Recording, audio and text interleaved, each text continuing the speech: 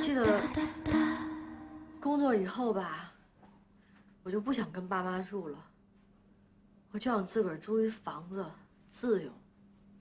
那北京人他必须得住一次四合院啊，对不对？租了一四合院，自己收拾的倍儿好，小屋子。第二天早上一出门，嘿，一开门，我看见你老人家叉腰站在我对面呢。哎，我就想，我明白了方向，你是真爱上我了是吗？打学校的时候你就爱上我了，所以你就在学校缠着我，给我找各种的不痛快，为了引起我的注意。然后之后毕了业，本来老死不相往来了，突然间你又搬到我对面去了。你就说吧，我可以接受。你是不是爱我？我跟你说实话哈，我是真的不爱你呀！你太高冷了，我真的爱不起来，我爱不动啊！我得，那我爱你行吗？行啊，我脸皮厚，我舔着脸，我特别爱你。为什么呢？因为我觉得咱俩太像了。我就看着你吧，我就像看见了另外一个自己。就说话永远不经大脑，经常得罪人，想什么说什么。爱憎分明，爱的要死，恨就恨不得一辈子都不会给他好脸。但我跟你说啊，就是咱们这性格吧，这辈子注定要吃大亏。别说将来了，咱们以前吃的亏你不记得啦？你还记不记得那次咱俩那个，就你英雄救美那事儿？我就是那美，我是那熊。对呀，哎那次我被那个色狼追的呀，哎给我累的上气不接下气的。你还记得你吗？特别英雄，抄起一块板砖，啪就给人来了一开瓢。我当时快吓傻了，你还把我拽到那个自行车棚里边，我们俩跟那儿猫着，跟那儿躲着，外边那警车哇哇就跟那儿响。然后后来咱俩跑回家，房东还说：“哎，你们看没看见谁是目击证人？谁是目击证人？告诉我，我给他免他一月房租。”你还记不记得来了好多记者？你说那会儿咱们要是冲上去跟他说一声，咱们是上电视了就。哎，你说当时咱俩上新闻了，是吧？就咱俩这如花似玉的，是不是咱俩的人生将截然不同啊？那也说不定。你还记不记得你那个给人开瓢之后，那满手都是血，我都吓傻了。傻了你还过去就踹人一脚？那我是受害者呀，我合理的发泄一下也是有理由的。那晚上做个梦吧，这辈子都忘不了。手铐啊，脚镣啊，老虎凳儿，辣椒水，各种刑具啊，就好像有一个人逼着我说到底是不是我给开那瓢啊？我当时就觉得，我打死不能说。来吧，各种刑具招呼吧。说到底，你这死扛这个那么硬的这个性格，还是因为你妈妈把她所有的梦想全部都寄托在你身上？那不叫寄托行吗？那叫压迫。那你还是非常欢快的走到现在了呀？哪里有压迫，哪里就有反抗。你哪儿反抗了？我偷户口本了呀！他们不让我嫁，我非嫁。就在这事儿上反抗了，坚决的站起来了。对，我算了。刚才还不让我说，现在自己又说。其实我想想，有的时候，我要是真换一性格，可能我也没有这么多痛苦，我也没这么多波折。我觉得我就是太要强了。没错。单位里争第一，家里我也没给过那胖子一好脸儿，老是让他为我做这做那的。我爸活着的时候吧，跟我说什么吧，我就跟他拧着来。我就觉得还有时间，我觉得我跟我爸还有好长好长的时间。我觉得这辈子，他就是我爸，这辈子他都不能离开我。我什么时候伤心了，我回了家，他永远在这沙发上坐那儿等我，跟我说：“圆圆啊，你什么都没了，你有爸呢。”人都说了，闺女是爸的贴心小棉袄。我棉袄在，可是我爸没了。哎，老板哥哥，我宣布一个好消息啊！今儿在座的各位，我请客！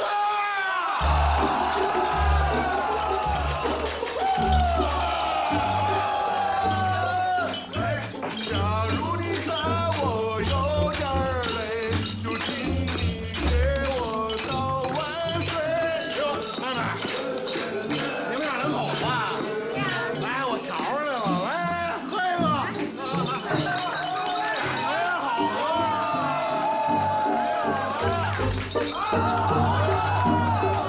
但是啊，有一点，我请客归请客，在座的各位谁他妈都不许离婚啊！离婚是孙子啊！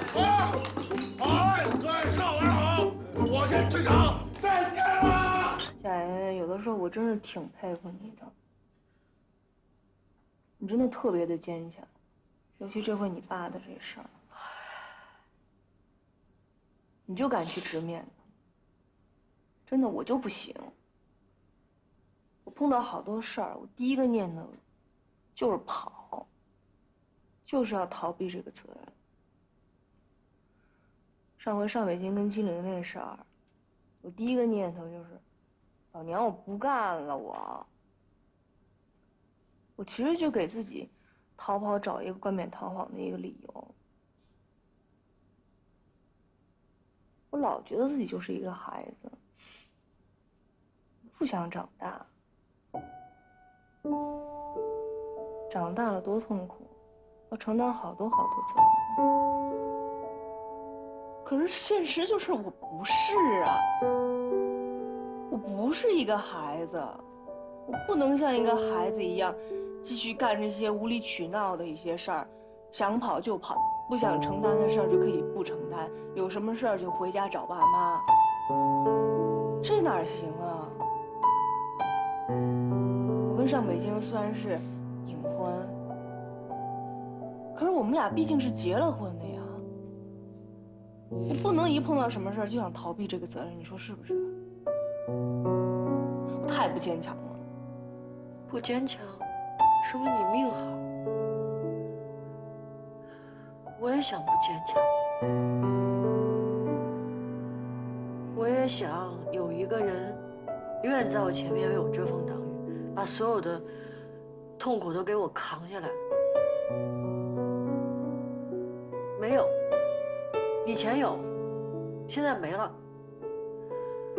所以说，就选择老公的这个问题上，我觉得你比我强，所以你现在你是这样的，大屋子住着，是吧？什么都不操心，有人哄着你。我呢，我就是那样的，因为我找了你哥，这就是人各有命。不对，你有没有想过，让你躲在身后的那个人，他没准给你带来的痛苦更多呢？有道理。唉，我现在连个家都没了。以前我自个儿的家卖了，我爸妈那儿，我又真不想回去。我妈天天的就捧着她跟我爸那结婚照，说呀说呀的，说他们以前年轻认识的时候发生的一些事儿。我不是不想听，看他那样，我心里特别难受。我要回去了，他不疯，把我也给逼疯了。所以我要坚强，我就不回去。那你能去哪儿呢？你收留我呗。没问题，你想待多久就待多久。自由了，自由了！哎，小美人，你别追我娘，你追不上我，我这啊，自由了，自由了！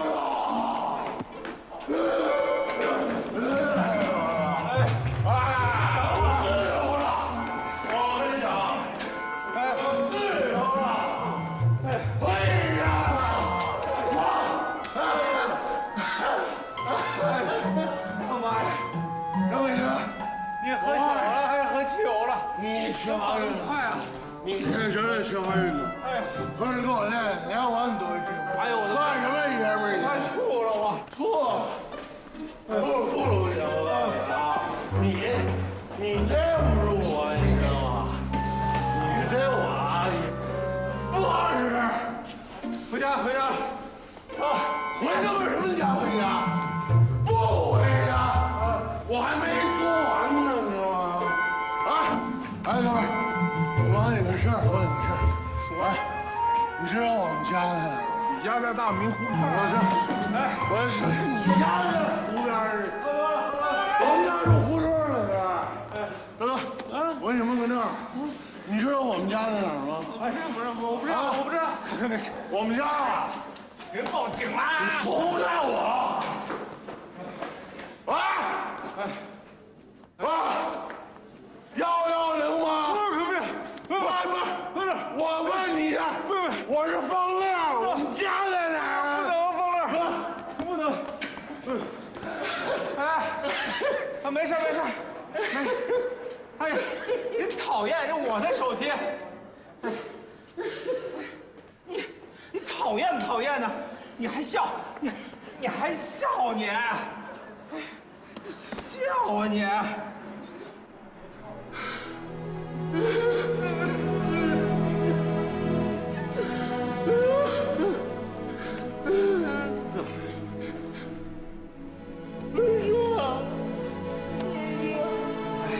在呢。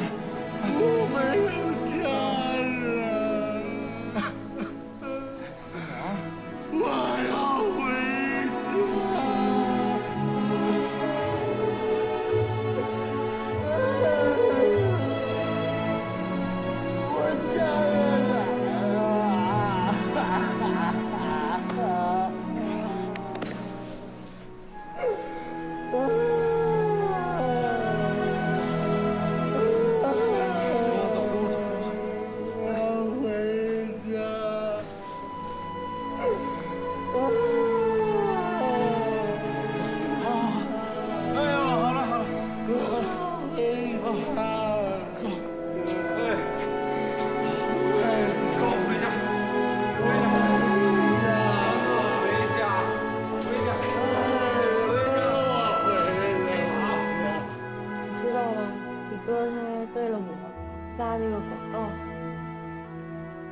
居然还去求了唐素云。上北京为了我，也去找那个金玲儿。哎，问你个事儿啊。问，当年你真把我哥当备胎呢？你想听真话还是假话？你是想说真话还是说假话呀？那我问你一事儿，说，你凭什么不给人上北京生孩子呀？你想听真话还是假话？当然是真话了。我那个时候，我不确定自己能不能爱上北京一辈子。我最早跟他在一块儿的时候，就是奔着给自己找一爸去的。他比我大那么多，他就该照顾我。可是后来那个金玲，他真把我当上北京孩子的那时候，我一下反应过来了，我一下觉得特别别扭，这事儿不对啊！如果我要给上北京生一个孩子，那我们俩就得先做回夫妻，就得成为父母。可是我自己还没长大，上北京还把我当成一个孩子呢，他怎么照顾两个孩子？而且我们俩到现在还是隐婚呢，除了家里人，外边人都不知道上北京有一个这样的一个老婆。说完了。我哥真的是唐簇瑜的备胎吗？唐簇瑜，他是你哥的备胎。那我哥听到这句话是该笑还是该哭？你听见了吗，圆圆？我在这说半天，我听你说了半天，我都睡着了。醒醒，上去睡吧。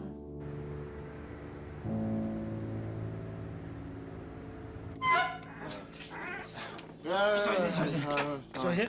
哎呦呦呦！到家了。过来，过来！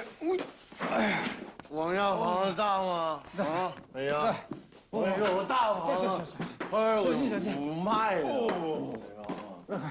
行，哎呦，哎呦！伟强，哎，你可以了，你早点回，好，跟三儿好好过啊。不，你回吧，回吧，回去，回。我到家去。哎呀。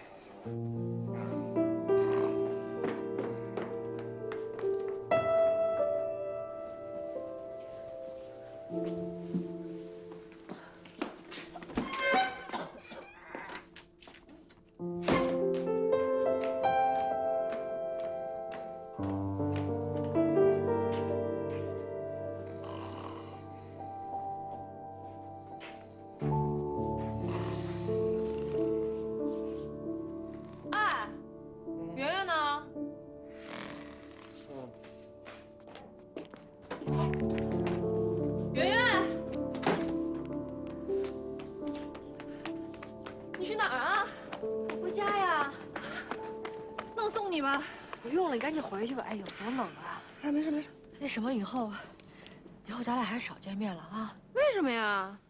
那方乐是你哥，咱俩老联系着，我跟他也断不了啊。行了，你别担心我了，你穿这么少，到时候冻病了我可不管你。打电话吧。嗯。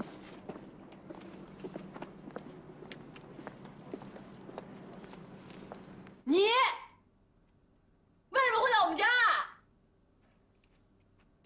别嚷了，我哪知道啊你们的？你说。昨天我们俩喝酒来着，后来你为什么就跑了？然后我就追上他，后来就把他带回来了。后来你们家有水吗？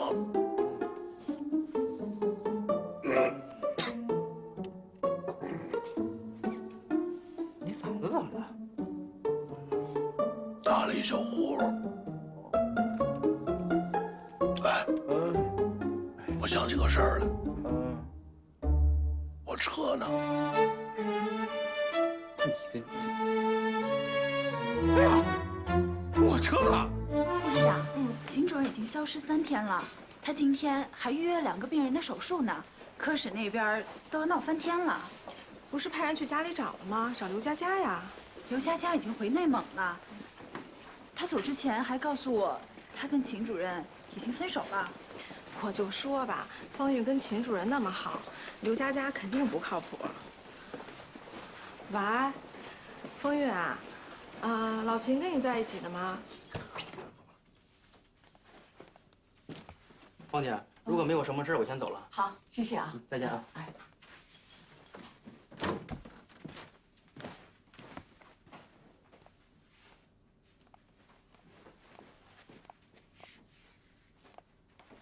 老秦，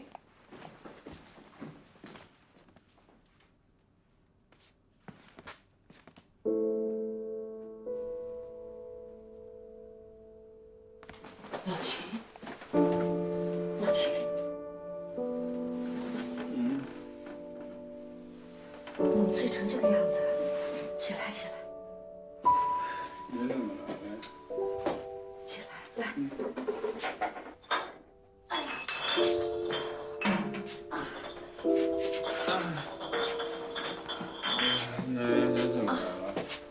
医院找不着你，给我打电话。你都3天没去医院了。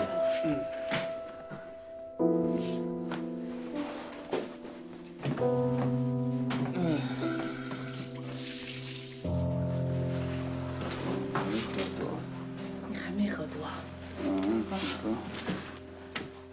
佳佳的事我知道，你是因为这个吧？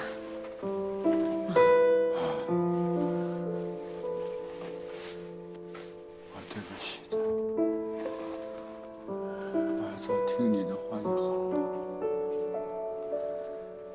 你跟我说她怀孕了，我回来就问她，她说她没有，我就相信她了。我对不起她，我也对不起她。走，对不起。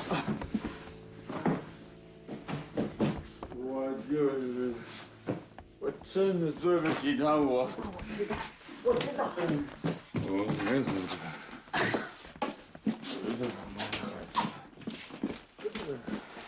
我知道你没喝多啊，躺下。哎呦，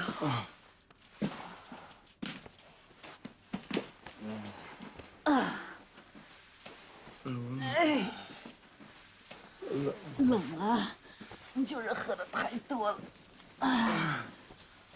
我给你倒点热水好吗？啊。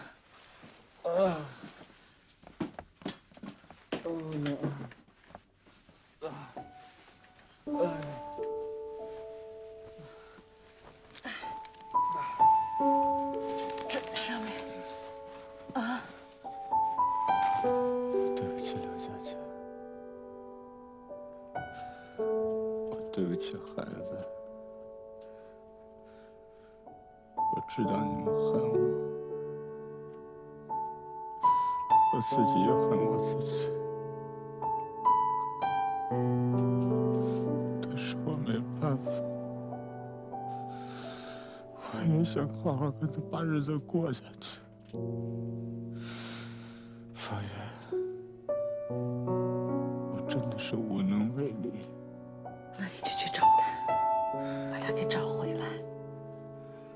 佳佳这么年轻，你要多让着他，多心疼他，你要允许他任性、撒脾气。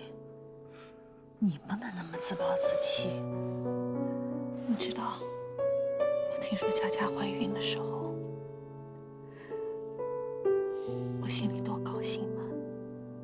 我真的为你高兴，也为我自己高兴，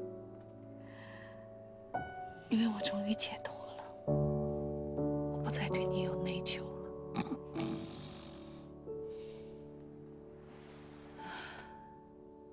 你这臭棋篓子，你还得说我的手都拱到这儿了。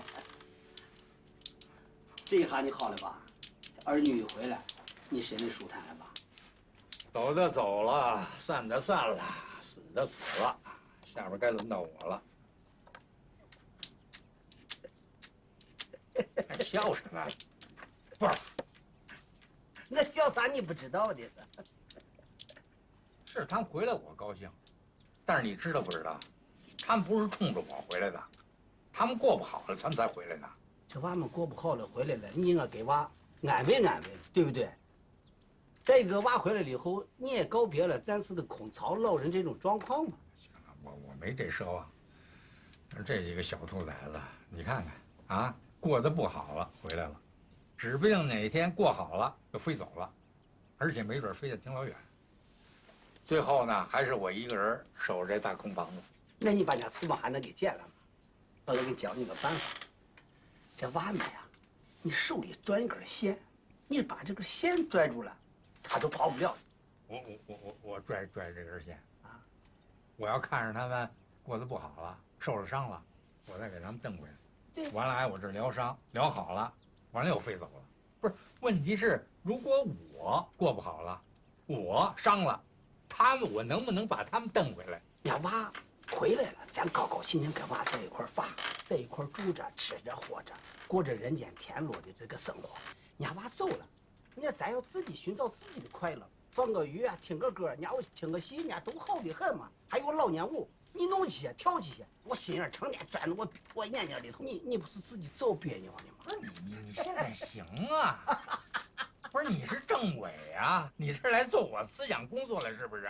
你天天的孩子媳妇儿都围着你转，啊，这手抱一孙子，这手牵着一孙子，你到我这儿装孙子来了？我给你当孙子算完了，再来一套去。来，再来一套，对不对？小时候啊，方乐，啊，你昨儿干什么去了？怎么连电话都不打？我睡老三家了。不是怎么了？这一宿嗓子怎么成这样了？是不是喝假酒喝的呀？哎呦，爸，你就别记得我了，我回屋睡会儿去啊。这儿爸啊，我哥都搬去您那住了，你就得稍微看着他点儿，要不然天天跟昨天晚上似的喝大酒，喝的连家门都找不着了，那怎么办啊？你要是受得了，我都受不了。你得负起责任来，爸。行，我知道了，你别管了。方乐，你马上给我找个正经事儿干，你行不行？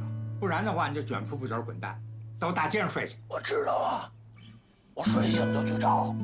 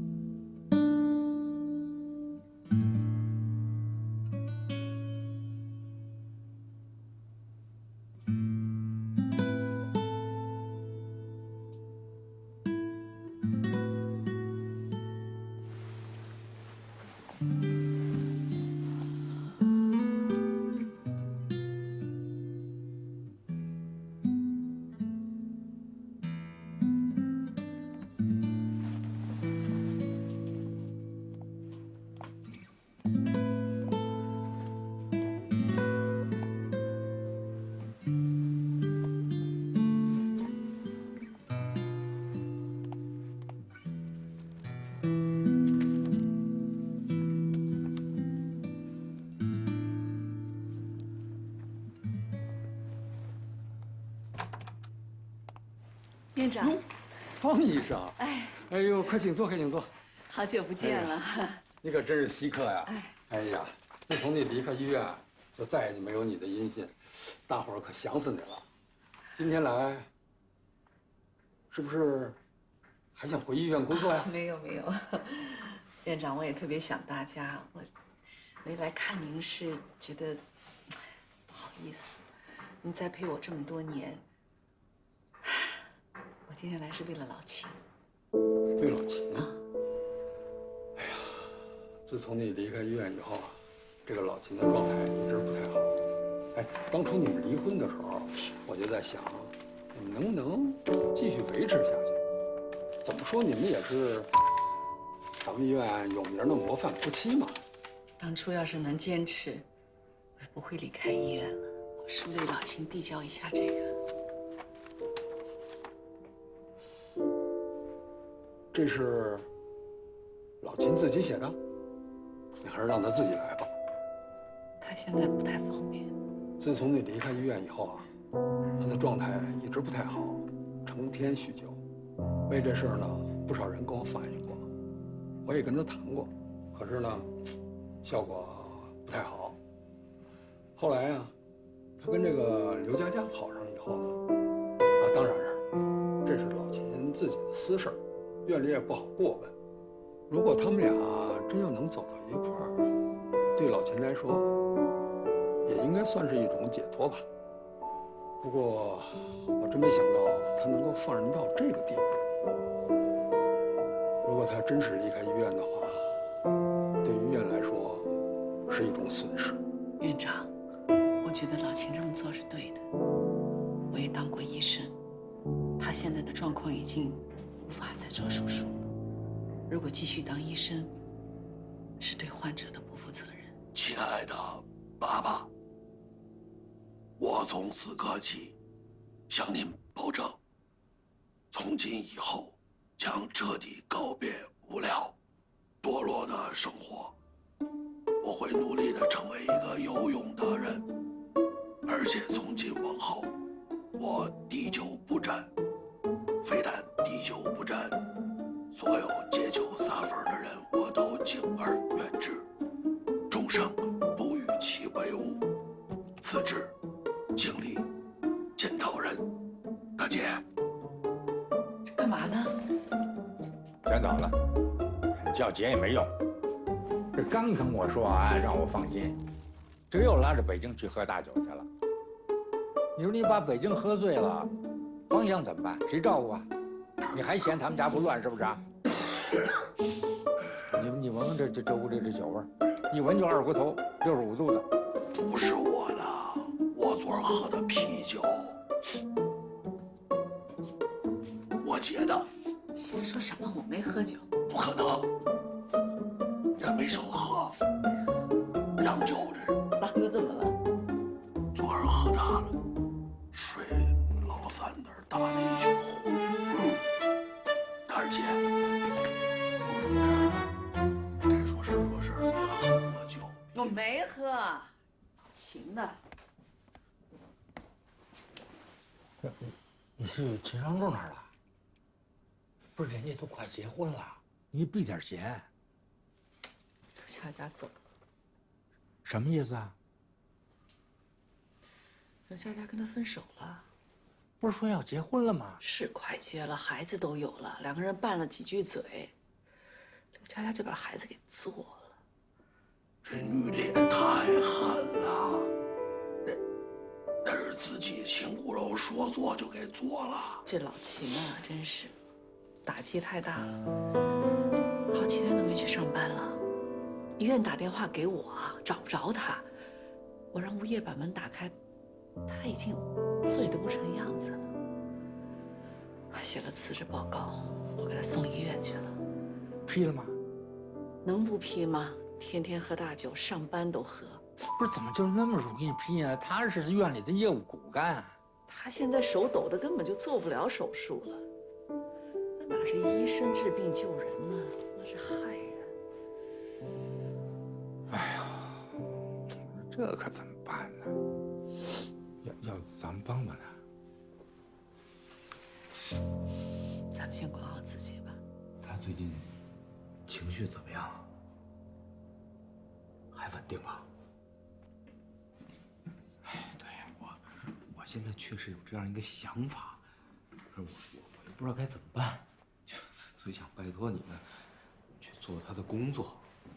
是，我知道这些年全都辛苦你了，啊，那个，对，他当时是这么说的，可那会儿不是孩子嘛，就是孩子话咱也不能太当真。是我没说不当真啊，这不是这些年了，他也长大了，他心智也成熟了啊，就是你再给吹吹风，做做工作，回头我肯定得跟他谈，啊，是，行。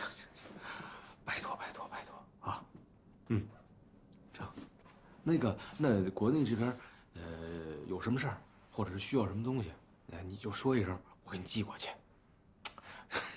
我是真的，你看，好嘞，哎，行，哎，再见，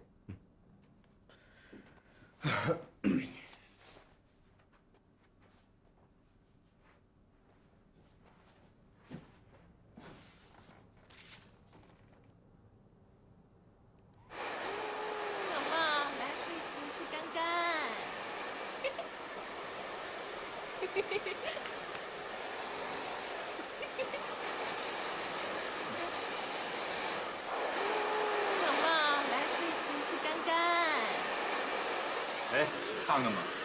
哦，什么呀？都是要债的，这到年底了，你看看哪个去，哪个不去，该给多少钱？哟，这不是去年刚结婚吗？怎么今年又结了？这些人都职业了，隔三差五就办一回，这不去，这钱不能花，不去。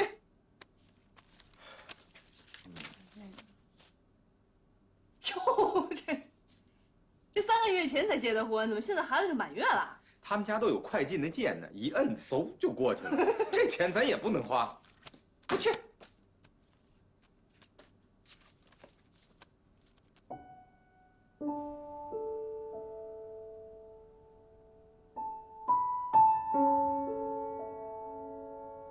上北京先生和方向女士的婚礼，这得去。这钱呢必须得花，而且长根的花，啊，然后就把这些认识不认识全都叫来，坐这儿，啊，给我看着，欢呼，鼓掌，然后这交钱，全都交钱。哎呀，我把这份子钱全都给他收回来，然后啊。咱俩就去周游世界，啊，什么欧洲啦、美洲啦，什么南极啦、北极啦、非洲啦、阿根廷、阿尔卑斯。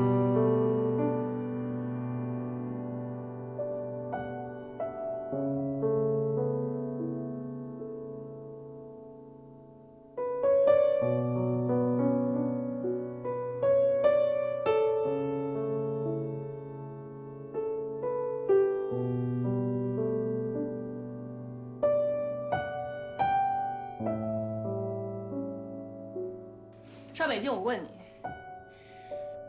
你要办这个婚礼的真正理由是什么？你是怕金陵的事件再次重演，还是你觉得我工作也丢了，耳朵也聋了，你可怜我？不是方向，你想哪儿去了？我觉得我欠你一个婚礼。你说这1年多发生了很多事情，工作，你的耳朵，我确实觉得很愧疚。我必须要告诉全世界。你就是我的妻子，我就是你的丈夫，我们要一辈子都走下去，这是本来就属于你的，我欠你的婚礼。不，你就是在可怜。如果你是因为可怜我才要办这个婚礼，那我告诉你，这样的婚礼。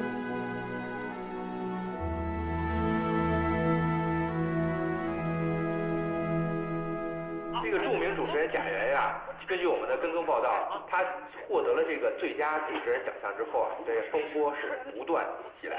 先说说我们这个到家采访，遇到了一位不明身份的男子阻碍采访。后来我们得知这人是谁呢？不是别人，正是贾圆圆的老公方乐。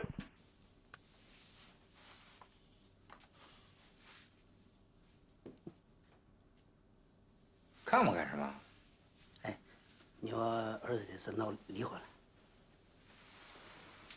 没有。那前两天闹啥呢？那两口子嘛，谁不闹啊？你儿子跟你儿媳妇不还闹呢吗？离了吗？俺儿子跟俺儿媳妇闹离婚，我离不了，人家有娃呢。有娃就不能离啊？那有娃的多了，不是照样离吗？老方，这可不一样。你娃是无业游民，你以为圆圆跟你娃一结婚，啥事都没有了？我复杂着呢。我以前圆圆我在电台里头，我是个普通工作人员，现在人家得奖了，火了，你知道不知道？现在成了著名主持人了。你看昨天我采访的人，人家光采成啥了？人家采访你有娃呢。你我娃吓得是屁滚尿流的，人影都找不着了。我跟你说，人是往高处走的，水才往低处流呢。不是，你还有事没事啊？没事，回去伺候你孙子去。走。我说这话是为你方乐好。滚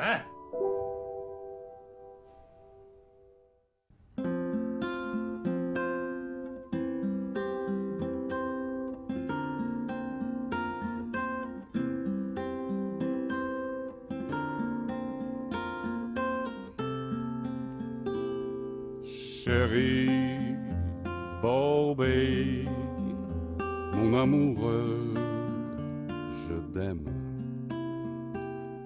宝贝，我对不起，把你带到这个世界。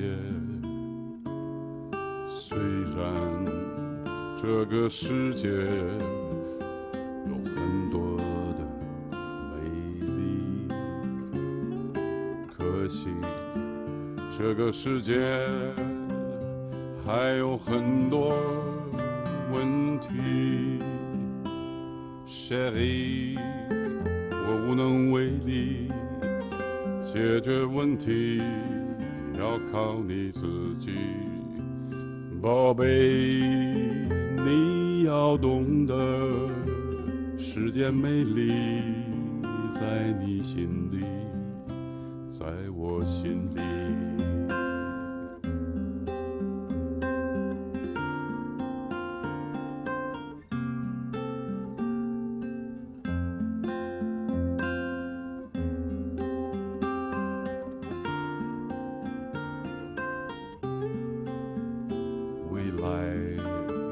这个世界有更多的问题，幸好我们心中仍有美丽。宝贝，只要学会宽容善良，只会坚强。宝贝，只要唱歌，你会美丽，你会快乐，你会懂得。